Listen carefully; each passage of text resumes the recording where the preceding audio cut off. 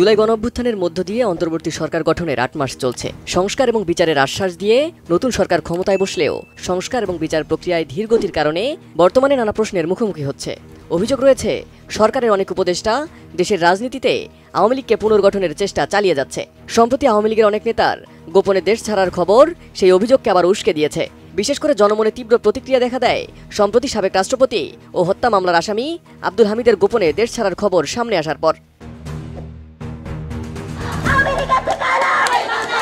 যার প্রেক্ষিতে আবার উত্তাল ছাত্র জনতা। দাবি এখন একটাই, আওয়ামী লীগকে দ্রুত নিষিদ্ধ করতে হবে। এই দাবিতে প্রধান উপদেষ্টার বাসভবন যমুনার সামনে বড় জমায়েতের ঘোষণা দিয়েছেন এনসিপি নেতা হাসনাত আব্দুল্লাহ। হাসনাতের ডাকে এই জমায়েতে সংহতি প্রকাশ করে অংশ নিয়েছেন জামায়াতে ইসলামী, এবি পার্টি, ছাত্র শিবির, ইসলামী আন্দোলন বাংলাদেশ, হেফাজতে ইসলাম এবং বৈষম্য বিরোধী আন্দোলনে অংশগ্রহণকারী সহ বিভিন্ন ছাত্র সংগঠনের নেতাকর্মীরা।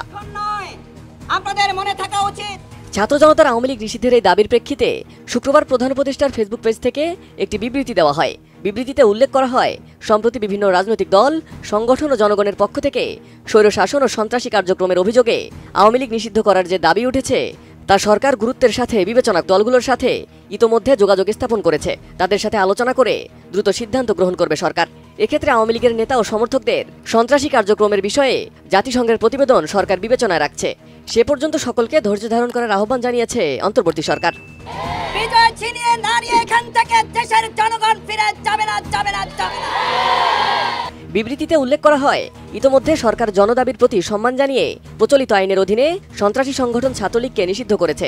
এছাড়া সরকারের পক্ষ থেকে মানবতা বিরোধী অপরাধের সাথে জড়িত সংগঠনের বিরুদ্ধে ব্যবস্থা গ্রহণের জন্য আন্তর্জাতিক অপরাধ আদালত আইনে প্রয়োজনীয় সংশোধনী আনার উদ্যোগ নেওয়া হয়েছে। বিবৃতিতে আরও বলা হয়, ফ্যাসিবাদী সরকারের সাবেক রাষ্ট্রপতি ও হত্যা মামলার আসামি আব্দুল হামিদের বিদেশ গমন সম্পর্কে জনমনে ক্ষোভের বিষয়ে সরকার অবগত। এ ঘটনার সাথে জড়িত সকলের বিরুদ্ধে উপযুক্ত আইনগত ব্যবস্থা নিতে সরকার বদ্ধপরিকর হয়েছে। এর আগে ছাত্র জনতার দাবির মুখে আওয়ামী লীগের ভাতৃপ্রীতম সংগঠন ছাত্রলীগকে নিষিদ্ধ ঘোষণা করেছে সরকার।